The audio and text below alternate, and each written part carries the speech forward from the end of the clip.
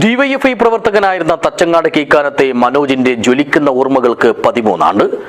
രക്തസാക്ഷി ദിനാചരണ ഭാഗമായി ഡിവൈഎഫ്ഐ ഉദുമ ബ്ലോക്ക് കമ്മിറ്റി അമ്പങ്ങാട്ട് അനുസ്മരണ പരിപാടി സംഘടിപ്പിച്ചു.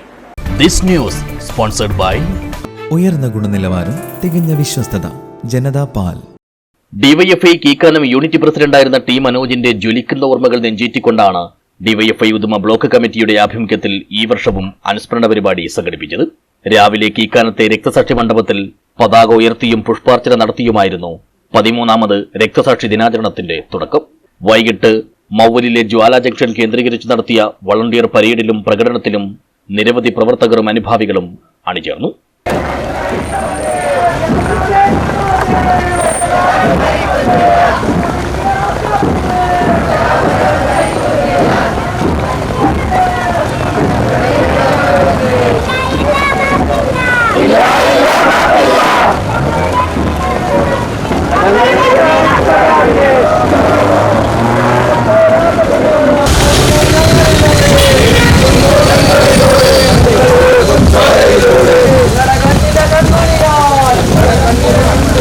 അമ്പങ്ങാട്ട് സംഘടിപ്പിച്ച അനുസ്മരണ പൊതുയോഗം ഡിവൈഎഫ്ഐ കേന്ദ്ര സെക്രട്ടേറിയറ്റ് അംഗം ജെയ്ക്ക് സി തോമസ് ഉദ്ഘാടനം ചെയ്തു.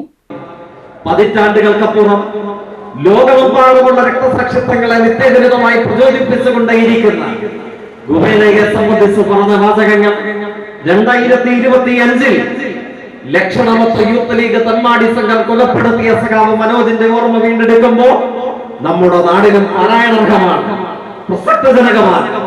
സഖാവ് മനോജിനോടുള്ള നമ്മുടെ കടമ, അദ്ദേഹത്തെ സംബന്ധിച്ചുള്ള രാഷ്ട്രീയമായ ദൗത്യം പ്രൗഢഗംഭീരമംഗിതം അർത്ഥപൂർണമാകുന്നത് എപ്പോഴാണ്?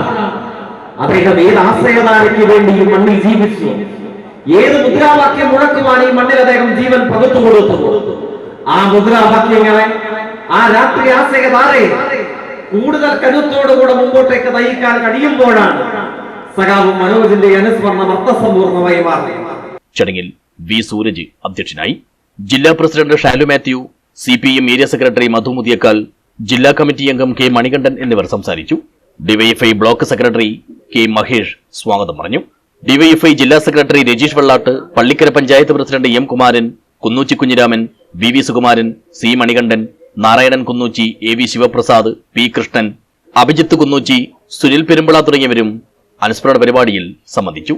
News bureau, Uduma.